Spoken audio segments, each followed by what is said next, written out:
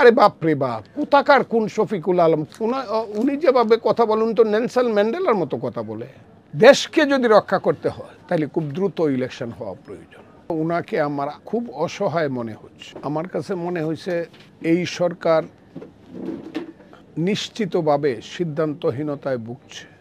রাষ্ট্র সম্পর্কে, সরকার সম্পর্কে, ভবিষ্যৎ সম্পর্কে তাদের সিদ্ধান্তের একটা ঘাটতি আছে এবং এর ফলশ্রুতিতেই জনাব ডক্টর মোহাম্মদ ইউনূস এই কথাটি বলেছেন বলে আমার মনে হয়। আমি ওনার সম্পর্কে অনেক আশাবাদী কথা, অনেক বড় কথা আমি বলেছি, যেটা বাংলাদেশে কেউ বলে আমার মনে হয় নাই। এখনও আমি মনে করি উনি অনেক উঁচু মাপের মানুষ, অনেক বড় মাপের মানুষ। কিন্তু আমি সবসময় বলেছি উনি রাজনীতিবিদ না, এবং রাজনীতিবিদ না হওয়ার কারণে এখন যেন আমার মনে হচ্ছে যে দেশ এবং জাতির জন্য একটা মারাত্মক সংকট এবং সমস্যার সৃষ্টি হয়েছে।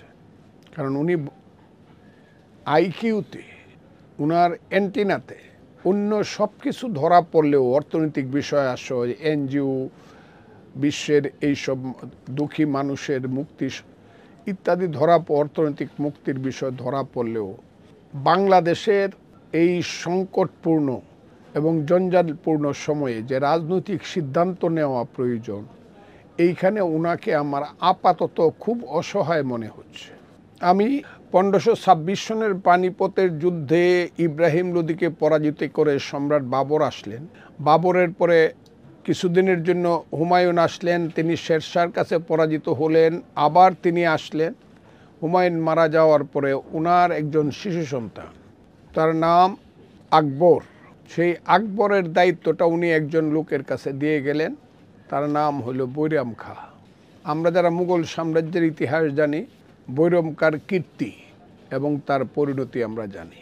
আমার কাছে আজকের প্রেক্ষাপটে এই সরকারের মধ্যে জনাব ডক্টর মোহাম্মদ ইউনূসকে বৈরাম খাঁ হিসাবেই মনে হচ্ছে আমার, এবং এটা আমাদের জন্য খুব দুর্ভাগ্যজনক। সেই কারণে উনি ওই কথাগুলো, ওটা তো অভিমানের কথা না। এখন যদি দেশকে রক্ষা করতে হয়, আমি খুব ক্লিয়ারলি বলছি, দেশকে যদি রক্ষা করতে হয় তাহলে খুব দ্রুত ইলেকশন হওয়া প্রয়োজন।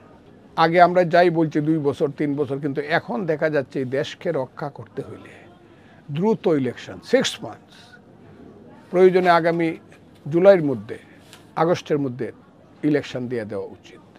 লেট দি পিপুল ডিসাইড। যারা মালিকরা ডিসাইড করুক বাংলাদেশ কাদের হাতে থাকবে, তাইলেই বাংলাদেশ বাঁচার একটা সম্ভাবনা আছে। কিন্তু উনাদের যে অবস্থা চলছে এখন, যা বাংলাদেশে হচ্ছে এবং ওনারা করছেন, এতে করে আমার মনে হচ্ছে ওই যে একবার কইছিল, oh God save the king, oh God save the king. আমার কাছে কিন্তু এইটাই মনে হচ্ছে, আল্লাহ তুমি আমাদেরকে রক্ষা করো, আল্লাহ তুমি আমাদের। কারণ এই দেশে এখন আর, হ্যাঁ এখনও মনে হয় আমি বোধহয় অ্যারেস্ট হব না, এটা মনে হয় যে সবসময় হাসিনা থাকতে সার্বক্ষণিকভাবে যেটা মনে করতে আমি অ্যারেস্ট হব, অপমানিত হব, এখন অত কিছুই মনে হয় না, এটা মনে হয় না আমার। কিন্তু এইটাও সত্য, এই দেশে যদি কোনো কারণে কোনো বিপদে পড়ে মানুষ বা আমি পড়ি, কোথায় যাব ওই ঠিকানাই নেই। এটা এখন একটা ঠিকানাবিহীন দেশ, no address of this country. সংকট আছে বলেই জীবন আছে, দ্বন্দ্ব আছে বলেই মানুষ বেঁচে থাকে। ওই দিন কে যেন বলছিল দ্বন্দ্বটা কি? এই যে দেখেন,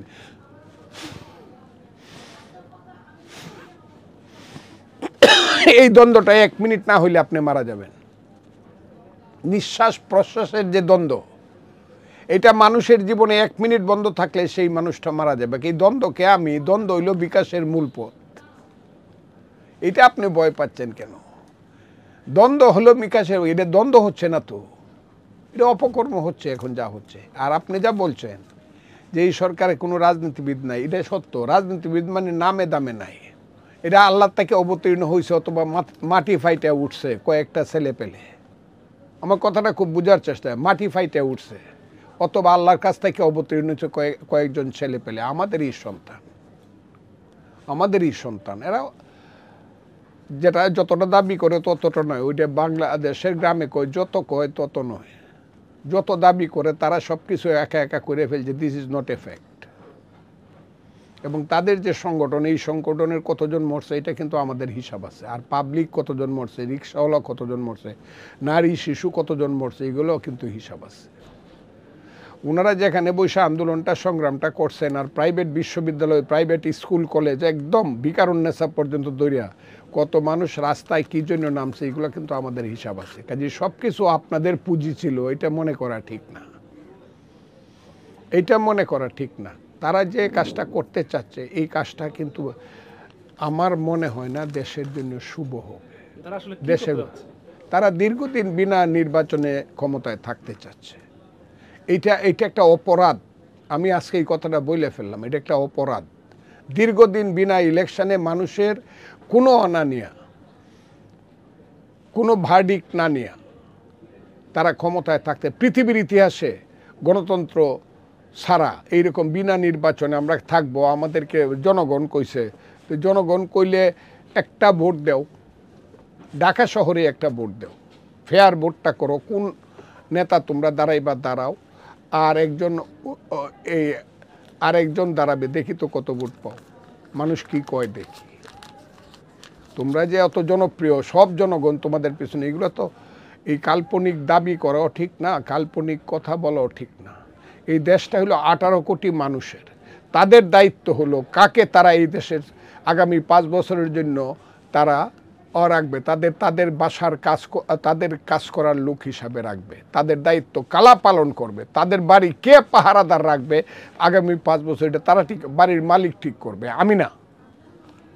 কাজে এই জায়গাটা হলে সংকট, এবং তারা পরিষ্কার করে কিছুই বলছে না, গলা টান দেওয়া কথা বলে, এটা কিন্তু আমরা বুঝি। আচ্ছা দেখা যাক, আমরা সংস্কার টংস্কার করে লই, নিশ্চয়ই নির্বাচন হয়ে যাবে। ওই দিনে যে জনাব আসিফ নজরুল কথা বললেন, উনি নির্বাচনকে 4 নম্বরে রাখছেন, 4 নম্বরে উনি নির্বাচনের আইটেমটাকে রাখছেন, নির্বাচন 4 নম্বরে ওনার জন্য। ওনার মতো লোকের যদি 4 নম্বরে, ওরা তো 17 নম্বরে রাখে, নির্বাচনটা হলে 17 নম্বর, ওরা কি চায়? আমি তো সবাইকে চিনি এবং চিনবে কিন্তু বাংলাদেশের মানুষ, প্রত্যেক গ্রামে গ্রামে, প্রত্যেক থানায় থানায় আজকে যারা এখানে নেতৃত্ব করছে, জেলায় জেলায় যারা এখানে নেতৃত্ব করার কথা বলছে, দেশ চালাচ্ছে, তাদের কে কোথায় কি ছিল এগুলো কিন্তু বাইর করে ফেলবে মানুষ।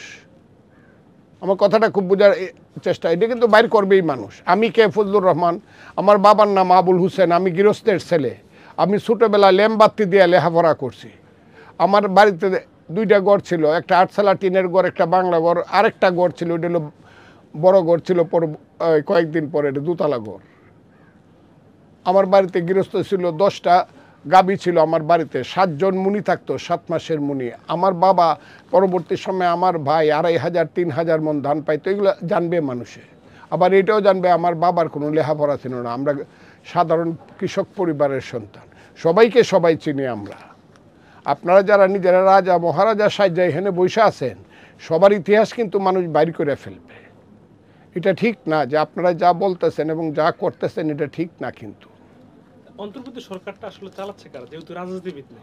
অন্তর্বর্তী সরকারটা আমি তো বললাম, জনাব ডক্টর মোহাম্মদ ইউনূস এখন আমার কাছে বৈরাম খা মনে হয়। সম্রাট আকবরকে এটা খুঁজা বাইর করতে হবে, এবং সম্রাট আকবরের বন্ধুবান্ধব কারা সেটাও খুঁজে বাইর করতে হবে। কিন্তু ইউনূস সাহেব বৈরাম খা হয়ে গেছেন, এটা আসলে শুভকর কিনা? এটা অশুভ আমাদের। আমি ইউনূসকে চাই সবার মাথার উপরে, প্রয়োজনে উনার ক্ষমতা যদি লেংদি করতে হয়, দীর্ঘায়িত করতে হয়, তাহলে লেট দেয়ার বি ইলেকশন, এবং প্রধানমন্ত্রী এবং প্রাইম মিনিস্টারের ক্ষমতার একটা সামঞ্জস্য হোক, যেখানে আমরা সবাই মিলে বলবো, স্যার আপনি থাকেন বাংলাদেশের মাথার উপরে রাষ্ট্রপতি হিসাবে। এইটা হলো আসল পথ ওনাকে রাখার। উনি নির্বাচন না দিয়া কিছু পোলা পানের দ্বারা গেরাউট হইয়া, এখন আবার দেখি উনার একজন কি বাইরেছে, তার নাম কি, ওই প্রেস সচিব, হ্যাঁ শফিকুল আলম। উনি যেভাবে কথা বলেন তো নেলসন ম্যান্ডেলার মতো কথা বলে। আরে বাপ রে বাপ, কুতাকার কোন শফিকুল আলম, কুতাকার কে? আর আপনি যে কথা বলেন যেভাবে, আপনি তাহলে চাকরি ছাড়েন না কেন? আপনি তো চাকর এই দেশের মানুষের, আপনি তো মনিবের মতো কথা বলেন, যে কথাগুলো ইউনূস সাহেব বলার কথা এগুলো আপনি বলেন কেন? আপনি চাকরি ছাড়েন, এটি কিসের মধ্যে পড়লাম আমরা? হাসিনার আমলেও কর্মীর চেয়ে কর্মচারী চাকরের দাম বেশি ছিল, এর আগেও বেশি ছিল, এখনও মানুষের চেয়ে কর্মী চাকরের দাম বেশি। আপনি চাকরি ছাড়েন, ছাড়ে এইসব কথা বলেন। ও দেওয়ালের লেখা পড়েন, এই পড়েন, এর কাছ থেকে আমার শিখতে হবে দেওয়ালের লেখা কারে বলে। এর নাম কি? শফিক। আচ্ছা, আমাদেরকে মাইরে ফেলো, মাইরে ফেলে। এইসব বড় বড় কথা চাকররা বলা উচিত না। They are the servant of this of government and the people. সার্ভেন্টরা এগুলা বলে না, এগুলা পলিটিশিয়ানরা বলবে। আমি ওই দিন শুনে আমার কাছে মনে হয়েছে, আল্লাহ তুমি পৃথিবী থেকে আমাকে তুলে নেও না কেন, আমারে কবরে নেও তুমি। একজন প্রেস সেক্রেটারি এইভাবে কথা বলতে থাকবে একটা জাতির সামনে?